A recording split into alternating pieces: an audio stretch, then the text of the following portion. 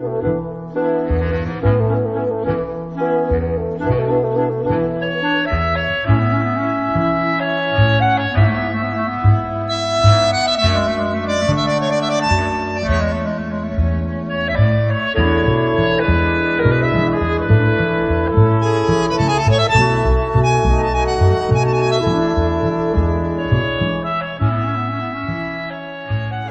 la sesión de hoy del curso de dirigente del partido tenemos el honor de contar con la presencia del distinguido académico Roberto Cortés Conde. Doctor Cortés Conde es miembro de la Academia Nacional de Ciencias Económicas y de la Academia de Historia de Argentina y de España. Fue profesor e investigador visitante en las universidades más importantes del mundo. Harvard, Chicago, Berkeley, Oxford, Cambridge, Universidad Complutense de Madrid, entre muchas otras. En Argentina, se desempeñó como profesor en la UBA, en la UCA, la Universidad de IT, la Universidad de San Andrés, que contribuyó a fundar también. Ha escrito numerosos libros y ensayos, son de las publicaciones más prestigiosas y en las instituciones más prestigiosas que hay a nivel local e internacional. Para la sesión de hoy vamos a tratar el tema de los cambios que se produjeron en el mundo a partir de la Primera Guerra Mundial, el surgimiento de los fascismos y bueno, después tendremos las preguntas en las cuales ustedes harán analogías también con otros momentos históricos o con la actualidad. Roberto, es un honor para nosotros contar contigo hoy. Bueno, a mí.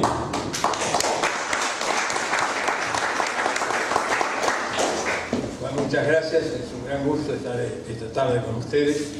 El tema parece puramente histórico y quizás sería un poco aburrido hacer un puro relato de qué pasó en el mundo después de la Primera Guerra Mundial, el cual se celebra, ahora se recuerda el centenario, pero yo quiero detenerme y va a ser el esfuerzo de síntesis que voy a hacer en esta exposición para ver cómo muchos de esos cambios que se produjeron en la Primera Guerra Mundial están afectando nuestra vida política presente. Y cómo cuando vemos ciertos fenómenos que aparecen todos los días, tenemos que rastrearlos para entender en situaciones y experiencias que han ocurrido en el pasado. Un filósofo alemán, Ernest Cassirer, decía, refiriéndose a un libro muy interesante que se llama El mito del Estado, refiriéndose a las experiencias fascistas y nazis del siglo XX, que uno de los problemas centrales es saber reconocer en qué consiste el que está del otro lado, el adversario. Dice, no es necesario que uno se lo explique totalmente, pero tiene que comprenderlo. Hay que hacer un esfuerzo para entender de qué se trata el otro, para poder saber hacer lo que se debe para enfrentarlo en los casos que es necesario. Y yo creo que, así como él sostenía que la sociedad alemana no se había dado cuenta a dónde iba, ni la sociedad italiana tampoco no se ha dado cuenta a dónde iba, yo creo que los argentinos, a comienzos del siglo XX, del XXI, perdón, no nos dimos cuenta hacia dónde estamos yendo, hacia dónde estamos hoy. Y uno de los problemas que creo es que los intelectuales debemos, y la gente interesada en política deber hacerlo, es entender este tipo de procesos que estamos viendo hoy. Cuando hablamos de la reelección, cuando desde el mismo seno del Congreso, gente muy importante y muy representativa, dice que si no se vota la reelección, que está prohibida por la Constitución Nacional, hay que cerrar el Congreso. Eso, señores, es un golpe de Estado, tipo de lo que hizo Luis Napoleón Bonaparte, Napoleón III. Entonces, de golpe, frente a una cosa que decíamos a principios del siglo XXI, a principios del 2002, 2003, es necesario volver a restaurar la autoridad del presidente. Puede ser que sea un poco exagerado. No, estamos viviendo un cambio de régimen político.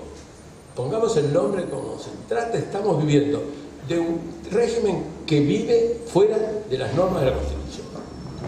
Entonces estamos viviendo en otra casa. Han jurado por la Constitución gente que dice que, como el secretario de Estado para la coordinación estratégica, mira, es tan difícil el nombre que no lo recuerdo, para la coordinación estratégica del pensamiento nacional, dice que la ley no es tan importante y lo que es importante es el poder que está más allá de la ley. Estos señores, no es una novedad, esto lo decía Carl Schmitt en los años 20, antes de Hitler. Entonces yo quiero volver a tratar de forzarlos a ustedes a pensar históricamente, a pensar qué pasaba en el mundo y qué pasó, por qué pongo la Primera Guerra Mundial como el momento de cambio. Y dice el mismo autor alemán, Kassler, que la Guerra Mundial es el momento de un cambio radical en la forma de pensar la política. Y eso es lo que hay que empezar a ver, un cambio radical en la forma de pensar la política. Y esto viene a plantearse que a partir de la Primera Guerra, lo que se produce es una crisis del Estado liberal. Y el Estado liberal es nada menos que la democracia representativa con división de poderes, que es el régimen de la Constitución Nacional. Si queremos, para evitar el nombre liberal, pero el sistema de la Constitución Nacional es representativo, republicano y federal. Y lo que estamos teniendo, y que tuvimos también en el pasado, lo tuvimos en la reforma de la Constitución del 49 y en diversos intentos desde entonces, es un régimen político distinto, en donde la división de poderes no importa. Cuando se vino el tema de la reforma de la justicia, era que se quería subordinar la justicia a la voluntad del pueblo. Esta idea nace de los bolcheviques en Rusia y de los nazis con los tribunales populares en Alemania.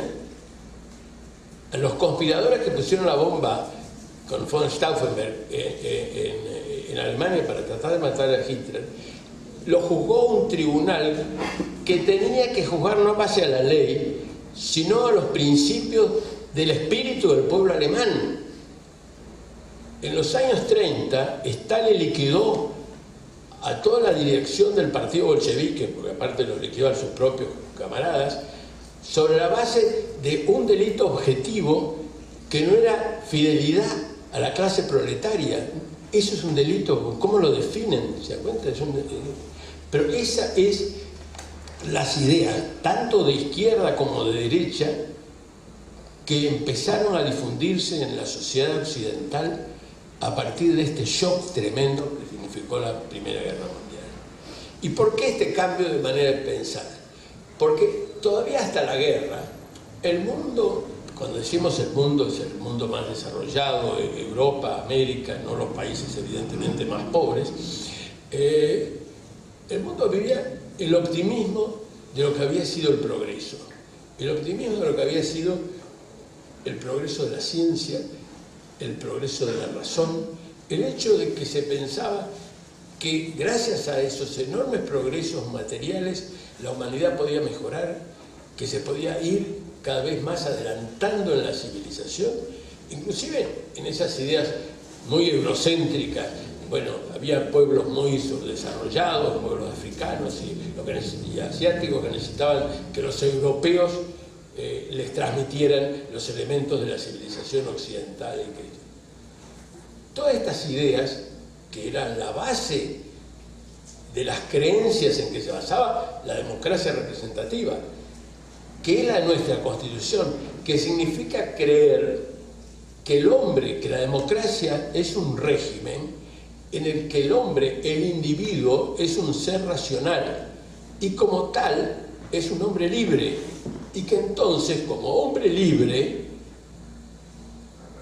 solo tiene él la facultad de mandarse a sí mismo.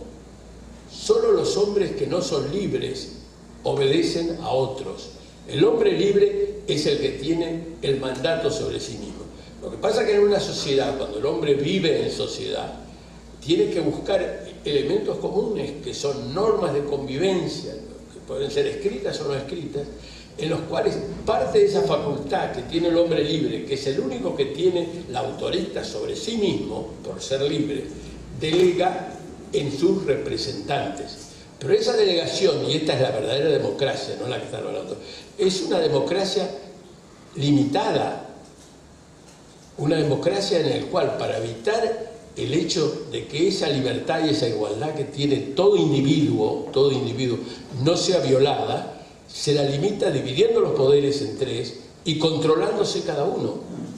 Pero si partimos de la base, que es lo que viene a partir de estos movimientos, de que la voluntad popular, los que aceptan el principio republicano, es decir, que en definitiva la soberanía del pueblo, pero lo cambian y dicen el pueblo es soberano, pero no lo delega en sus representantes, en congresos y demás, porque ahí se reúnen las oligarquías que negocian entre ellos, sino que lo transfiere a un líder que míticamente representa la voluntad del pueblo. Él es el único que tiene todos los poderes.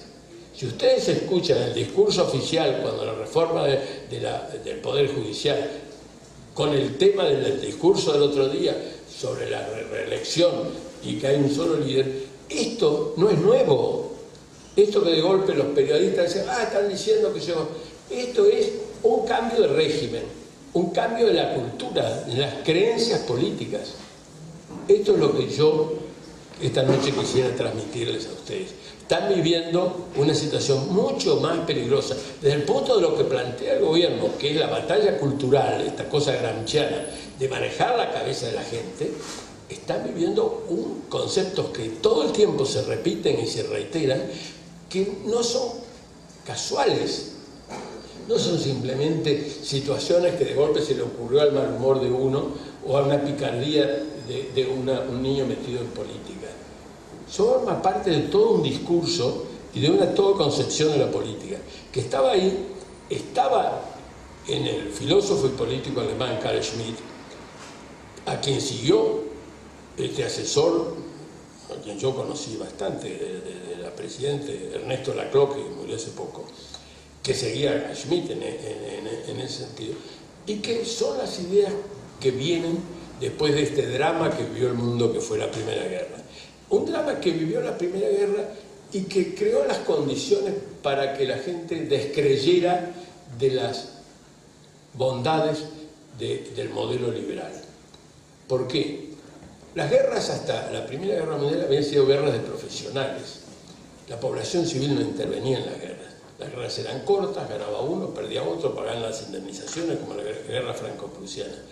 La Primera Guerra Mundial, cuando estalla, se piensa que va a ser una cosa corta, que no va a afectar a nadie demasiado, y que los alemanes pensaban que ellos tenían el ejército más eficiente del mundo, que iban a terminar en pocos días en el famoso plan Schiffrin entrando en París, y que una vez terminado con los franceses, los rusos le iba a llevar más tiempo, no porque tuvieron mejor ejército, decían que el ejército ruso era muy malo, lo que se había visto en la guerra ruso-japonesa, pero los rusos tenían la gran ventaja de las distancias y les iba a costar mucho más tiempo tener a Rusia. Los alemanes se planteaban eso, los franceses seguían creyendo que el mejor ejército del mundo era el francés y que esto no iba a ser posible, y los ingleses seguían confiando en la marina inglesa y pensaban que esto era una cosa que iba a ser muy corta. Ese fenómeno que parecía duró 4 años y en el cual intervinieron millones de personas que entraron. Fíjense que en la primera ofensiva sobre el mar, cuando piensan los alemanes que llegan a París, había 8 ejércitos, más de 1 millón de hombres de cada, en un espacio que iba desde el Canal de la Mancha hasta París. 8 ejércitos de cada lado. Y cuando los pararon los franceses, pocos kilómetros adelante de París, empezó la guerra de fronteras de trincheras durante 4 años. Miles y miles de personas salieron de campesinos que no entendían nada de política a empezar a vivir la política verdadera, que era este mundo de las trincheras que no se podía explicar. Pero no solo pasó eso. La economía era una economía en donde el Estado tenía muy poca importancia. Una economía de guerra es una economía socialista. Lo que pasó entre el 14 y el 18 es que apareció una especie de socialismo de guerra, donde el Estado intervino en los tipos de cambio, en los precios, en la producción, ¿Por qué? Porque estamos en guerra. Si le pedía a los seres humanos que dieran su vida, todo lo demás era secundario. Así pasó en la Rusia de los zares, que esos millones de campesinos derrotados desde Tannenberg en adelante empiezan a desertar y van a ser el caldo de cultivo de una minoría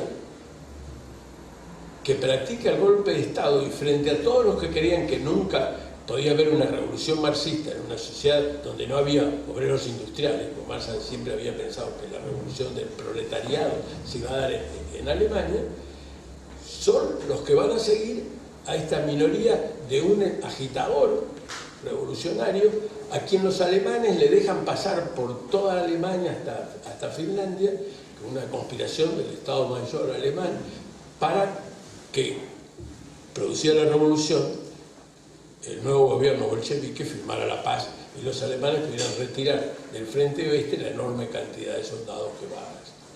Entonces tenemos una economía completamente distinta, una sociedad absolutamente distinta.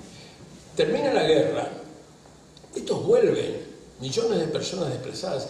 El Tratado de París resuelve bajo ese principio del presidente de Estados Unidos, Wilson, las nuevas fronteras, divide naciones, y tenemos esta situación de caída de los imperios. Cae el Imperio Otomano, que ya venía cayendo desde el fin del siglo XIX, cae el Imperio Ruso con los bolcheviques que van al poder, cae el Imperio Austrohúngaro y cae finalmente el Imperio Alemán.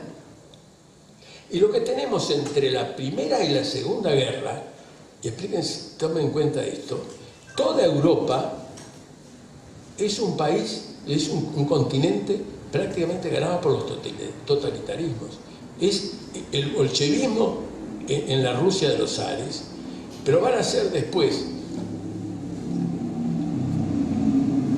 el fascismo con Mussolini en Italia, la España primero de Primo de Rivera y después de Franco, el Portugal de Salazar, Rumania con el rey Carlos.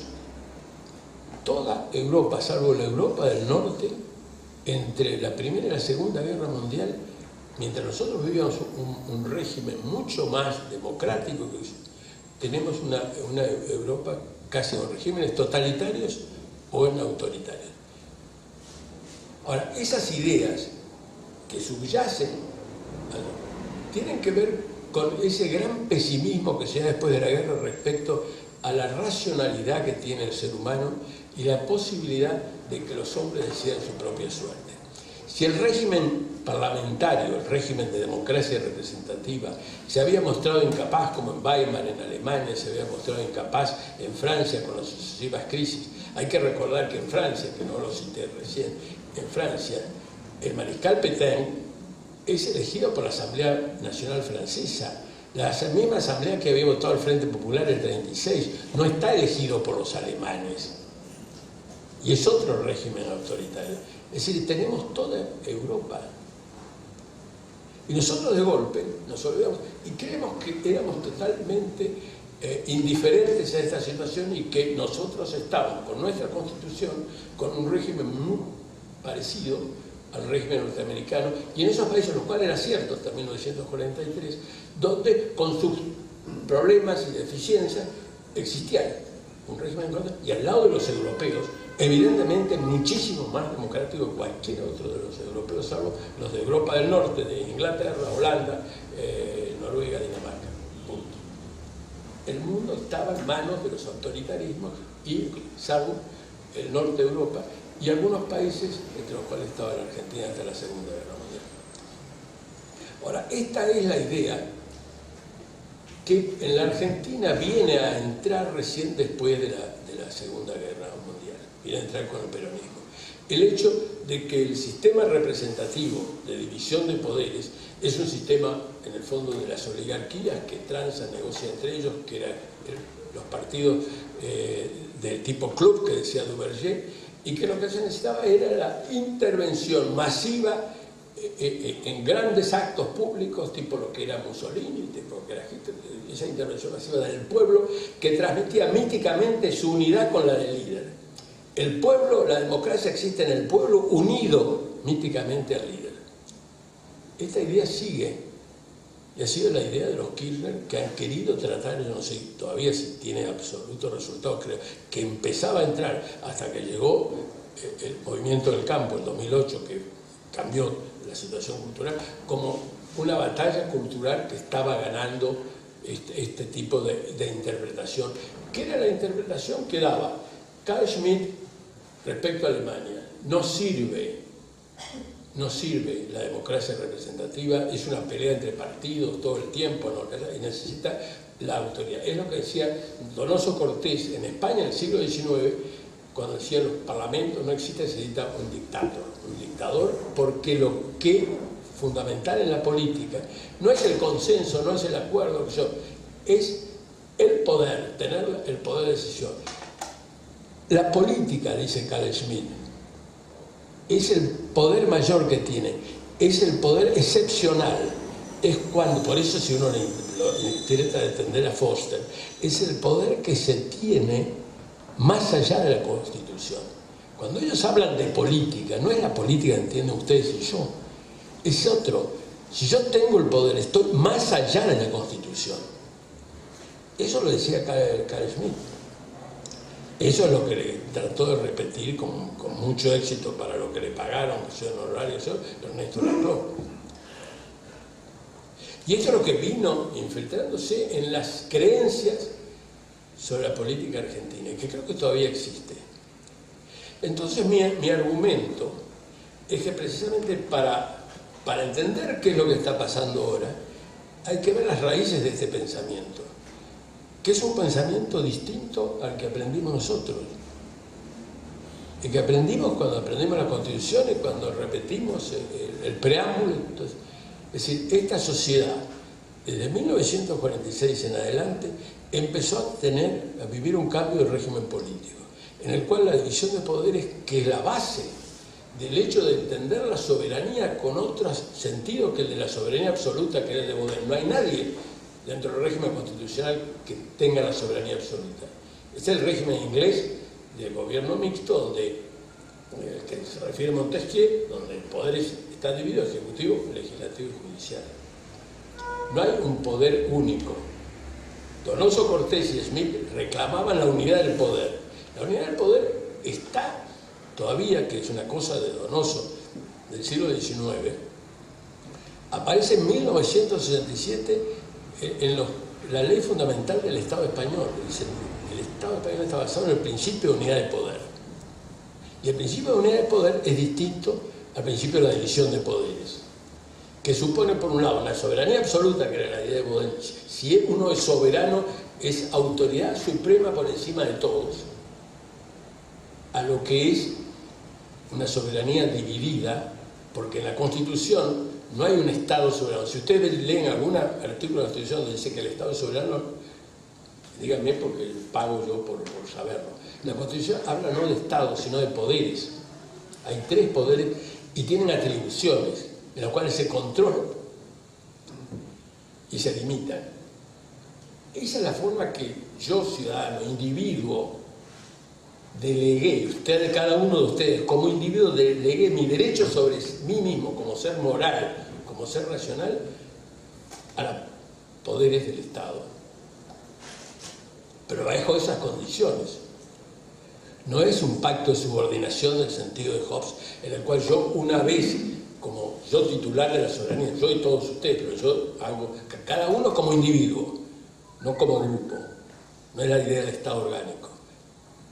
Delegamos, esto es filosóficamente, obviamente en la práctica, delegamos el poder, pero esta es la justificación ética que tiene el poder. Delegamos ese poder con limitaciones, y esta es una cosa práctica.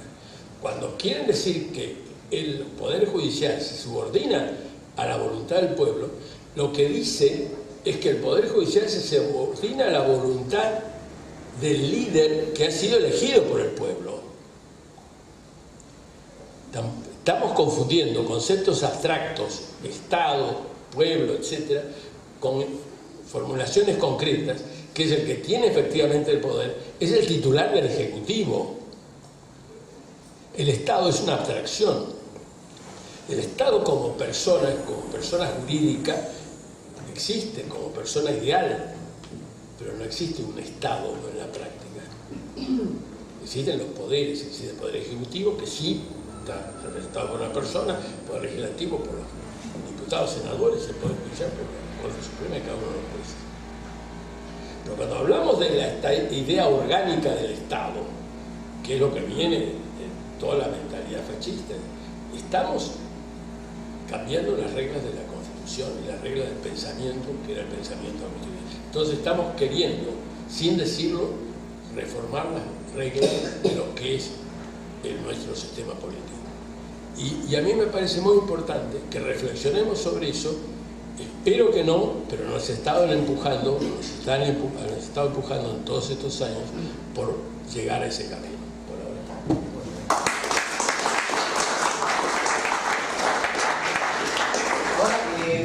La pregunta para el doctor Conde es, atento al análisis que acaba de hacer con respecto al tema de la elección de poderes, si no considera un error o una imprudencia o tal vez otra cosa, la reforma del 94 le haya creado, digamos, un cuarto poder, dándole autonomía al Ministerio Público, atento a la utilización política que se está haciendo del Ministerio Público, sobre todo en estos últimos años. Yo creo que lo que es muy negativo, digamos, no tengo una respuesta precisa a esa parte del Ministerio Público, que si se hubiera entendido como algo absolutamente independiente, pudiera tener un aspecto positivo. Pero que es muy preocupante en la reforma del 94, que no se discute tampoco, es la creación de derechos colectivos. Eso es cambiar los principios básicos de la Constitución Nacional, la parte dogmática de la Constitución Nacional. No hay derechos colectivos, es un concepto medieval, un concepto de estamento. Lo que dice la Constitución de Estados Unidos, y antes que ello la Constitución de Virginia, escrita por George Mason, y la declaración, posteriormente la Declaración de Derechos del Hombre y del Ciudadano de la Revolución Francesa, que es el principio del iluminismo, es que los hombres son iguales y tienen los mismos derechos como individuos.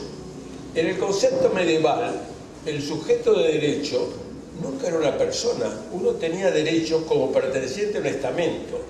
Podía ser noble, podía ser del pueblo, podía ser esclavo, etc. No tenía derechos individuales.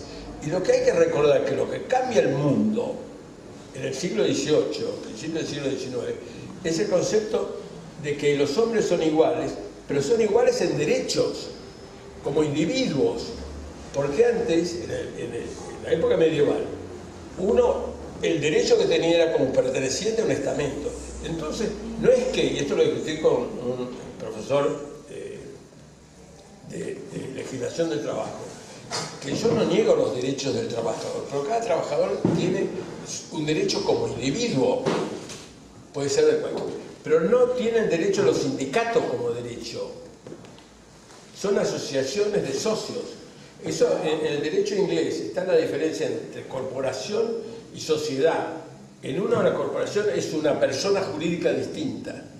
Esto que parece una nimiedad o un preciosismo de alguien que estudió de derecho y la legislación extranjera, tiene una importancia política enorme, porque si empezamos a poner que un ente colectivo, como dicen en la teoría del Estado los autores alemanes como Jelinek, es más importante que el individuo, el Estado es el que le da los derechos a cada individuo, no es el individuo que los tiene como derecho natural, porque se lo dio Dios, o porque si no es Dios, y para que no lo creyera, es porque es un ser racional, que es un ser libre. Eso, reforma, en cuanto a derechos colectivos, es salir de la parte dogmática de la Constitución, y es una de las cosas más negativas de una reforma que a mí me pareció siempre espantosa. Respecto a su exposición de que si estos movimientos totalitarios que surgen en Europa a raíz de la eclosión de la Primera Guerra, y hoy pareciera que ya ese mundo no existe más, digamos. Europa es un continente de paz, liberal y demás. ¿Por qué en la Argentina, sin haber tenido esa guerra, aún persistimos en estas ideas? Esa es la pregunta. Es difícil, yo sé que es una pregunta compleja, pero ¿cuál es, a usted qué lo atribuye? ¿Al peronismo, al nacionalismo? O sea, No, es una de las cosas realmente que yo muchas veces me la he preguntado porque se extraña. Primero hay que tener en cuenta que en Europa hubieron 20 millones de muertos. Es decir, que la sociedad tuvo que reaccionar. Que la sociedad tuvo que reaccionar frente a situaciones extremas.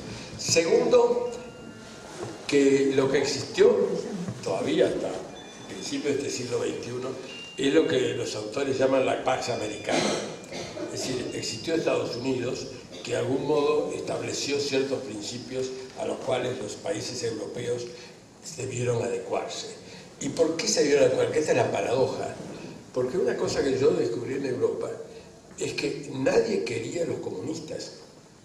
El gran temor de posguerra, el efecto muy positivo de la Guerra Fría, que fue muy negativo en América, en Hispanoamérica, en Latinoamérica, fue el temor a los rusos.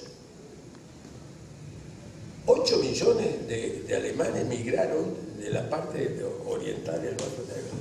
Cuando yo estuve en Europa, en Alemania en el 78, yo iba de Heidelberg a Múnich, de Stuttgart a Múnich, y había alquilado un Volkswagen de esos abajo, y de golpe veo camiones y camiones y camiones del ejército norteamericano que iba a la frontera, porque los rusos habían entrado en Checoslovaquia. Y dije, esto va en serio. Entonces usted se encuentra que socialistas como Willy Brandt estaban a favor de los norteamericanos. Entonces se impusieron determinadas reglas que terminaron en el conflicto alemán-francés y demás, y dieron esa especie de enorme estabilidad y enorme progreso con el famoso welfare state a los países europeos que no lo tuvieron en la entreguerra. Nosotros no tuvimos experiencia y desperdiciamos lo más grande que hizo la Argentina, porque eso es una de las cosas realmente inexplicables. La Argentina había hecho un proceso desde los años 80 del siglo XIX hasta 1940, de un enorme progreso. Este país era mucho más adelantado que la mayoría de los países europeos, y donde con sus defectos funcionaba un sistema. No un sistema perfecto como era tampoco el inglés, donde había una sociedad todavía muy aristocrática, con poderes de la Cámara de los Lores, etcétera, que no era elegida por el voto popular, pero donde existía pluralismo, existía respeto a los derechos, existía un poder judicial. En Estados Unidos todavía existían los estados del sur con una discriminación racial enorme. Pero el tema es que en estos países anglosajones los cambios fueron mucho más graduales. Yo que estuve en Estados Unidos por los años 60, usted va a pensar, no ahora, que había un comandante en jefe del ejército norteamericano que era negro, un presidente que era negro, pero hizo una transición. O sea, yo estuve cuando los riots en Newark, en Oakland. En cambio, y esto pasó en Inglaterra se mantiene un régimen que va siendo gradualmente democrático, pero pluralista, monárquico, con Cámara de los Lores, etc., pero muy gradualista y plural, que es el que quería Montesquieu.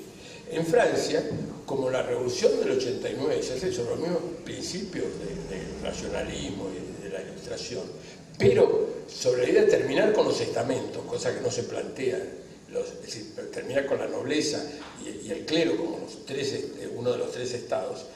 Es decir, se produce una radicalización, un jacobinismo que lleva al absolutismo y a la soberanía, no que para nosotros es del pueblo, pero en definitiva va a ser de los clubes jacobinos que movilizan la población de los suburbios de París.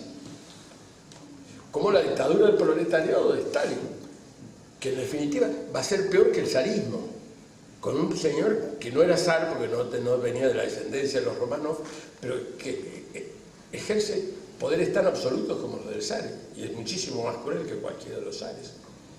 Entonces, yo digo, esa evolución que tienen las distintas sociedades, lo que muestra que el cambio gradual que hay en los países anglosajones, las sociedades que no son del todo democráticas en el sentido que tenemos nosotros hoy día, de que son más populares, porque la sociedad inglesa, inclusive hasta la Segunda Guerra, y yo estuve en Estados Unidos y en Inglaterra, y Las divisiones sociales en Inglaterra, como además en el lenguaje, eran notables, mientras en Estados Unidos nada.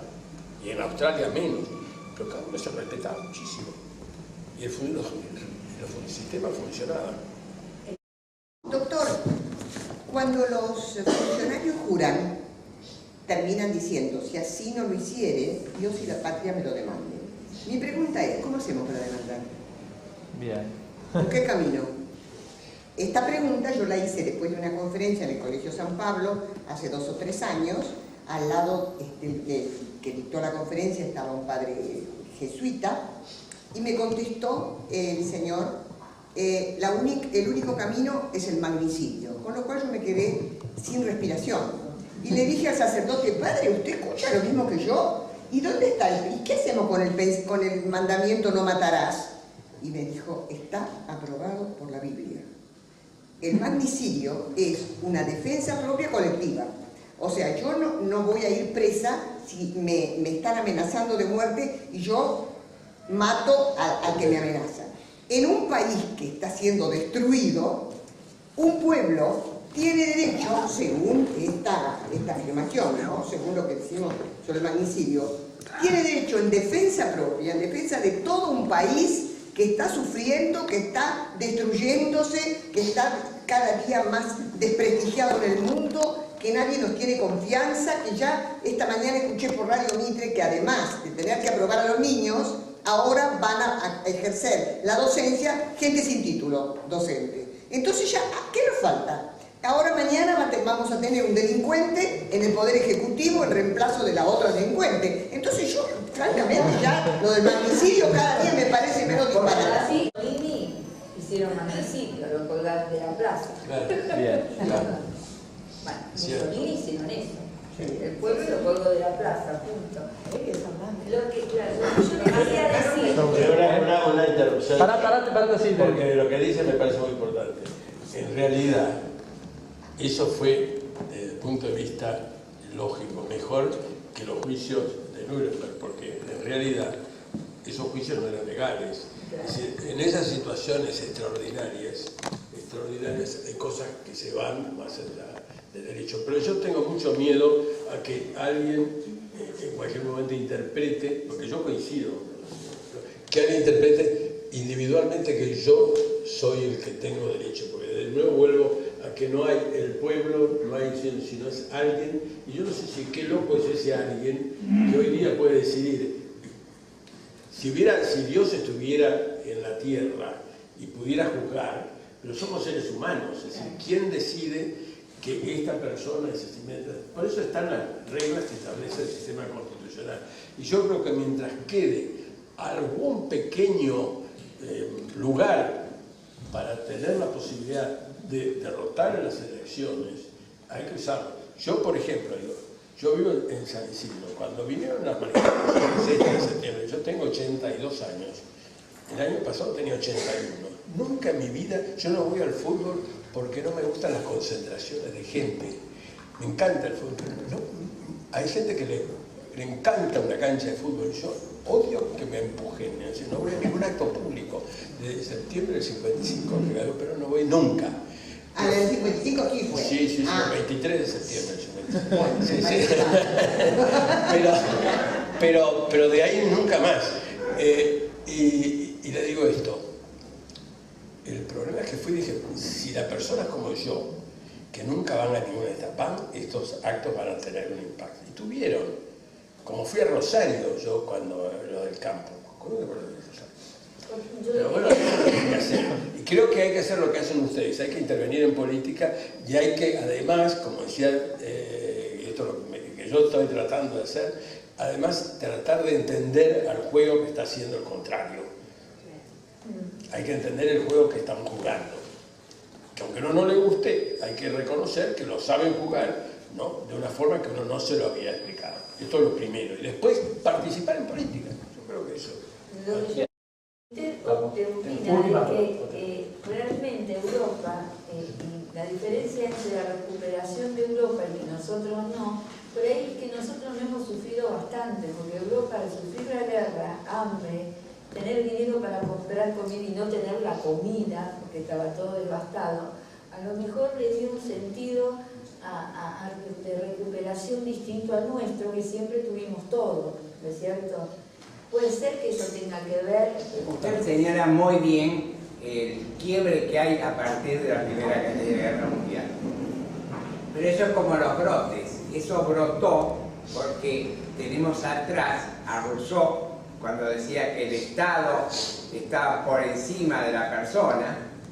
Tenemos a Luis XIV, cuando el Estado soy yo, y así nos podemos remontar a todo el anarquismo, que de la misma manera significaban raíces para ese totalitarismo que reverdece en el siglo pasado, pero que tiene sus raíces profundas en siglos anteriores, ¿no es cierto?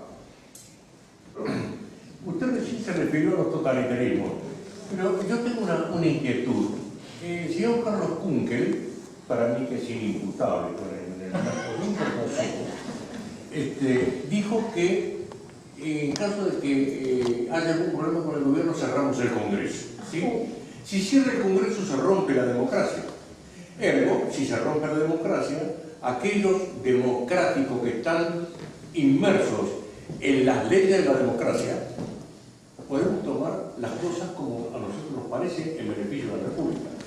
Así José Ingeniero dijo que la justicia es un equilibrio entre la moral y el derecho. ¿Sí? Bien. Es un país jurídico. No tenemos defensa contra nada y nos están impulsando un callejón sin salida a los efectos de que yo me haga justicia por mi mano si alguien entra a mi casa. Tal cual. Entonces, yo no hay quien me defienda, voy a tener que defender yo. Y a los seres que yo quiero los voy a defender yo. Será porque a lo mejor soy un hombre de armas.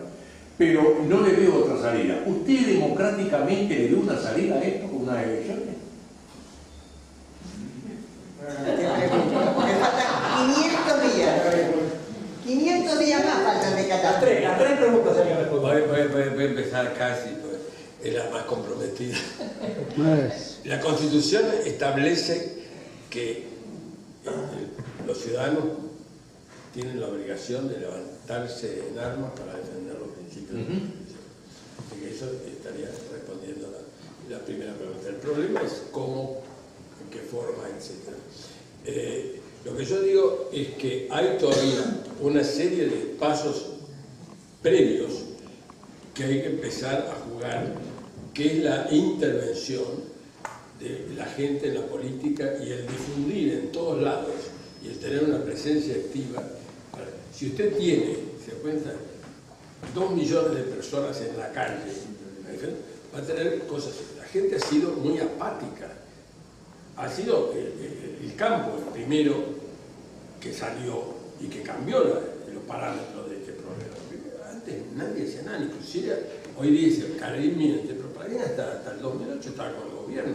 Y usted leía toda la prensa, salvo La Nación, que era muy íntima, pero toda la prensa que estaba detrás del gobierno. Y ninguna de estas cosas que yo las dije desde que entraron los Kirchner. Yo dije, Kirchner va a ser un movimiento, digamos, para ser más preciso, yo digo autoritario o totalitario, porque históricamente no puedo decir que esto sea el nazismo o el fascismo o el comunismo, pero son distintas formas que expresan el mismo pensamiento en el cual no se respetan los principios de división de poderes de la democracia representativa que es la democracia liberal. Eso es clarísimo y todo eso está fuera de la Constitución que ellos juraron y que debían seguir. Entonces creo que, ahora, ¿cómo va a evolucionar esto? La verdad que a esta altura yo no sé, yo tampoco soy una persona que actuó directamente en política como para comprender los mecanismos. Lo que yo hago, por eso me presté con mucho gusto al pedido de este mensaje, es en todos los ámbitos, y escribo en todos los ámbitos en que puedo explicar, trato de explicar qué pasa, porque por otro lado, ellos han hecho una ofensiva, lo que ellos llaman la batalla cultural, tremenda para cambiar la mentalidad de la gente. Eso es lo que trato de parar. Ahora, la otra parte se la dejo a los que hacen política y pido a todos los ciudadanos que intervengan en política, que dejen de ser apáticos. Parte de nuestras culpas es que hemos sido la mayor parte de las veces muy apáticos. Bueno, el tema es así. Nosotros hemos sido unos adolescentes caprichosos que hemos sido, creo, demasiado independientes. Por eso decía, en el fondo, Europa vivió bajo la Pax Americana. Bueno, ahora, ¿quién maneja la cosa del mundo? Estados Unidos. Nosotros tenemos un canciller que ahora le va a declarar la guerra a Estados Unidos. Me parece ya que vivimos completamente aislados del mundo, absolutamente enajenados. Se cuenta, la otra vez agarraron un avión de la Fuerza Aérea Norteamericana y le hicieron absolutamente nada. Ahora, esto viene de una cosa cultural argentina muy negativa que es anterior. La única expresión cercana al fascismo que hubo en América del Sur fue Vargas con el Estado Novo. Pero en 1942, cuando se declara la guerra, los Estados Unidos se ponen en guerra con Alemania, Vargas, que era del Estado Novo, se pone a favor de Estados Unidos, manda una división del ejército brasileño a pelear en Italia y tiene un tratamiento en que Estados Unidos le manda material básico que necesitaba, le construye Volta Redonda, que eso los ayuda a todos, y la Argentina los condena. ¿Por qué? Porque Argentina, esto es otra cosa delirante, el gobierno del 4 de junio, en 1944, no decimos 1940 cuando los alemanes entran en París, en 1944, que ya estaba meses de que los aliados habían invadían Normandía, donde los rusos estaban cerca de Polonia, y donde Hitler estaba ya yéndose, le mandan con un enviado que viaja en los aviones esos que paraban en todos lados, que se lo toman preso los ingleses, el espionaje inglés en Trinidad, y le piden armas a Hitler para compensar el desbalanceo que era cierto, que se había producido entre Brasil y Argentina, por el apoyo norteamericano a Brasil. Pero eran delirantes, pensaban que Hitler todavía podía hacer algo, como en la época de los Malvinas, que de golpe, un amigo mío, que se para canciller, se va a verlo a Fidel Castro y piensan que los rusos van a apoyar a la Argentina. Los rusos a miles de kilómetros iban a jugar a lo que quisieran. Si hubieran jugado en esa época de Stalin por Polonia, por Alemania oriental, pero para Argentina vivirían en fantasía. Mi padre lo decía siempre. Porque nuestro aislamiento geográfico lleva de golpe a disparates totales. La pregunta del señor sobre los antecedentes históricos de esto desde que se remonta. No, eso es cierto, lo que usted dice, por eso no lo voy a apretar, porque es cierto. Lo que pasa es que todo eso, en realidad, el Rousseau lo que lleva es que la Revolución Francesa, en vez de ser la revolución que esperaba para toda igualdad, es una revolución jacobina que termina con una reacción contraria, ¿no? ¿Verdad? Después de la restauración, etc. Así que en Francia, la transición del régimen antiguo a un régimen constitucional moderno fracasa, y fracasa durante todo el siglo XIX y parte del siglo XX, porque hasta De Gaulle, Francia no es un estado estable. En cambio los otros hacen una transición mucho más gradual, donde no se plantean esto de que el pueblo, que es una entidad abstracta, es soberano, porque al final el soberano del pueblo es el Comité de Salud Pública de la Convención Francesa, manejado por Robespierre o después manejado por los cristianos. Un detalle, los jacobinos son hijos directos de Breno, aquel general que les impuso a Roma ay de los vencidos, algo así. O sea, son unos cuantos siglos antes. Ya estamos. Muchas gracias.